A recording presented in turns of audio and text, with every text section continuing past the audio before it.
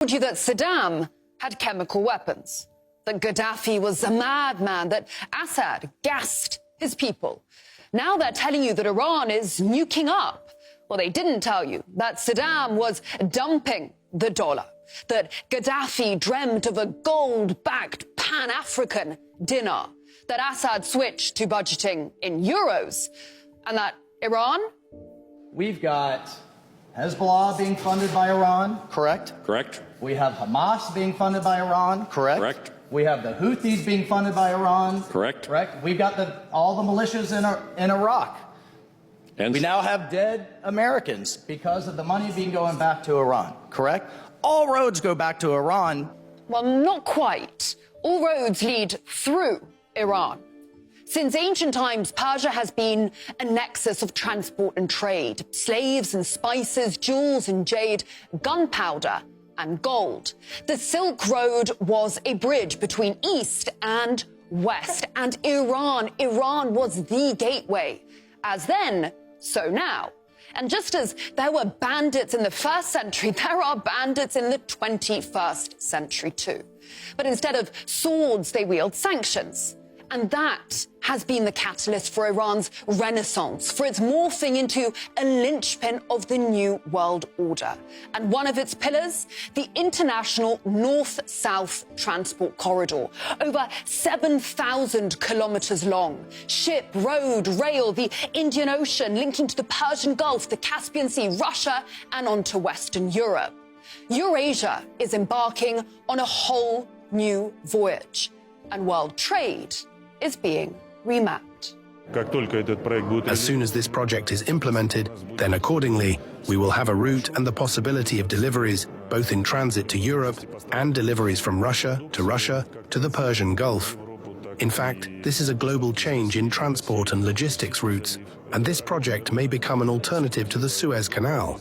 40% shorter and 30% cheaper than that man-made waterway through which more than $1 trillion in goods transit annually. And the first stop, the port at Bandar Abbas. Then the train north to Bafq, then on to Tehran, and then anywhere. And you know what you won't spot on the way? A NATO patrol boat, a US aircraft carrier, an RAF spy plane. This route lies beyond Western control, geographical and financial. When finished, the new link is expected to be completed in 2028. The resulting north-south transport corridor will stretch unbroken for more than 4,300 miles, out of reach of Western sanctions. It charts a course away from those waters dominated by the transatlantic alliance. It allows for settlement in national currencies. It strengthens the Russia-Iran-India triangle. It further integrates the 5 Caspian states.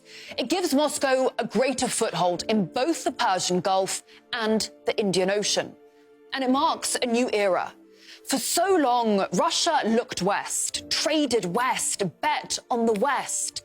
And 24,000 sanctions later, you could say that the gamble didn't pay off. Except wasn't it actually a clean sweep? Because the West has waned, and other stars have risen and will stay high precisely because of projects like these. BRICS countries are a driving force of worldwide economic growth. In the foreseeable future, BRICS alone will contribute the bulk of the global GDP increment.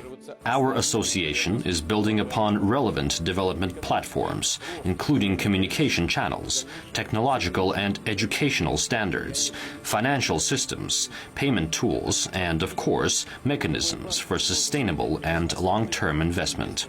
As a result, the impact of external influence on the economic growth of BRICS members will diminish steadily. Essentially, this is what economic sovereignty is all about. It amounts to a partnership between self-sufficient economies that expands their potential many times over and opens up new opportunities. You see, diminishing external influence. The US neutering Iran isn't about nukes. It is about ensuring external influence.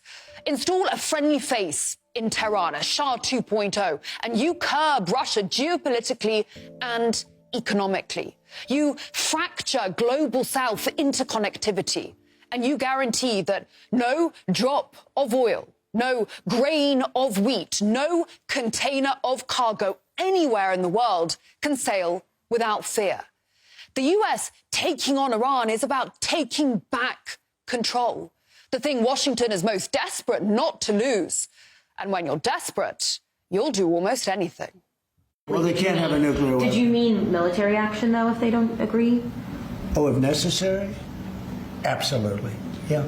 Again, with these nuclear weapons, all we want is a deal. All Tehran has to do is renounce its world-ending ambitions, even though less than a month ago, US intel agencies unanimously agreed Tehran doesn't actually have any. We continue to assess Iran is not building a nuclear weapon, and that Khamenei has not reauthorized the nuclear weapons program he suspended in 2003, though pressure has probably built on him to do so. So why this obsession? And why is it actually that every time a Washington hawk talks Iran, they also talk black gold? We have to constrain their cash. We have to constrain their oil. We have to go back to maximum pressure. The Iranian oil trade and the regime's massive profits from it must be shut down immediately. The United States is taking decisive action against anyone involved in facilitating Iran's oil sales at any stage of the supply chain. Do you want to block the sale of Iranian oil to other nations? Well, we have the right to do that, and that's what I did before. We can, again, as I like to say, make Iran poor again. Then at the same time, they have our domestic producers push that up with the highest energy standards in the world. Iran's making exponentially more money on selling that oil that we're allowing because we've walked away from maximum pressure. Iran's total hydrocarbon reserves, so oil and gas, amount to 1.2 trillion barrels. But you can see 70% of that is still untapped, and they are still discovering more. But they can't do it alone. Now, Tehran and Moscow have just ratified a 20-year energy alliance. 2 vast gas fields, Kish and North Pars, will be developed, as will 6 more oil fields. Pipelines will be built, LNG terminals too. With annual exports of 55 billion cubic meters on the cards, which Iran can then sell on to whomever it wants, it will no longer be an isolated pariah. It will be a middleman, running point on the distribution of some of the most in-demand resources in this world, the ones that literally keep economies well-oiled. Iran will be a hub. Iran has the most reliable, safest, and most economical transit or swap route for crude oil, natural gas, and petrochemical products to Afghanistan, Pakistan, and the Indian subcontinent in the east, and Turkey and Iraq in the west, and to the international markets of the Persian Gulf countries. And are they going to be trading in the greenback? Well, I doubt it. Iran currently sells around 90% of its oil to China, and it gets paid in renminbi. 96% of Iranian-Russian trade happens in either the ruble or the rial. And around a fifth of global oil trade now happens without a single dollar bill swapping hands. Now, 2 giants are pooling resources and tapping the untapped.